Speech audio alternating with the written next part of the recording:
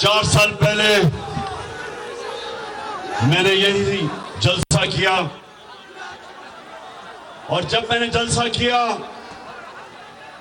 میں نے جب کرک کے نوجوانوں کا جذبہ اور جنون دیکھا تو مجھے پورا اعتماد تھا کہ ہمارا جو یہ نوجوان شاید کھٹک کے الیکشن جیت جائے گا۔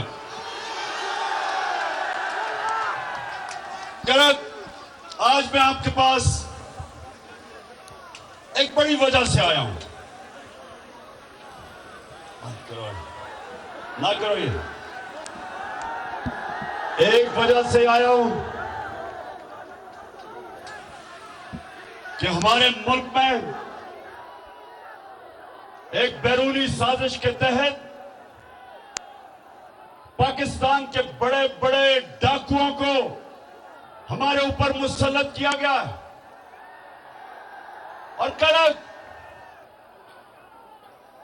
آپ وہ علاقہ ہے، آپ وہ لوگ ہیں جو سب سے زیادہ لا الہ الا اللہ کا مطلب سمجھتے ہو، کہ یہ دعویٰ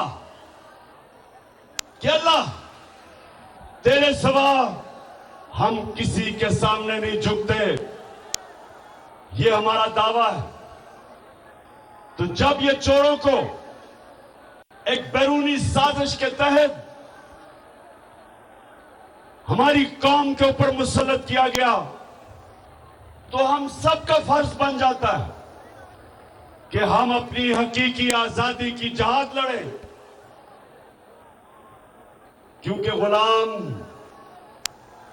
غلام کی پرواز نہیں ہوتی، صرف آزاد انسان اوپر جاتے ہیں، آزاد ملک ترقی کرتے ہیں، غلام صرف اچھے غلام بنتے ہیں۔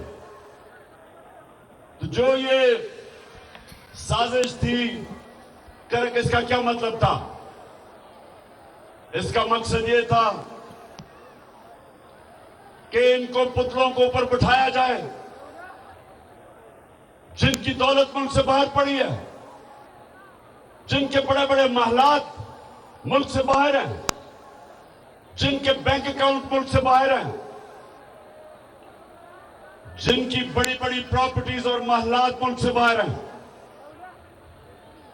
سارا مقصد یہ ہے کہ اس طرح کے چوروں کو کنٹرول کیا جاتا ہے۔ جن لوگوں نے باہر سے سازش کر کے آپ کے اوپر مسلط کیا، ان کو پتا ہے کہ یہ ان کے سارے حکم مانیں گے، وہ یہ باہر سے کنٹرول ہوں گے۔ اور کرک یہ نہ بھولیں کہ یہی زرداری اور نواز شریف 10 سال جب یہ پاور میں تھے، 2008 سے لے کے 18 تک، تو 400 ڈرون اٹیک ہوئے ہمارے ملک پہ، قبائلی علاقے جو یہاں سے دور نہیں ہیں، 400 ڈرون اٹیک ہوئے ان دونوں کے، جب یہ دونوں حکمرانی کر رہے تھے۔ کوئی دنیا میں مثال نہیں،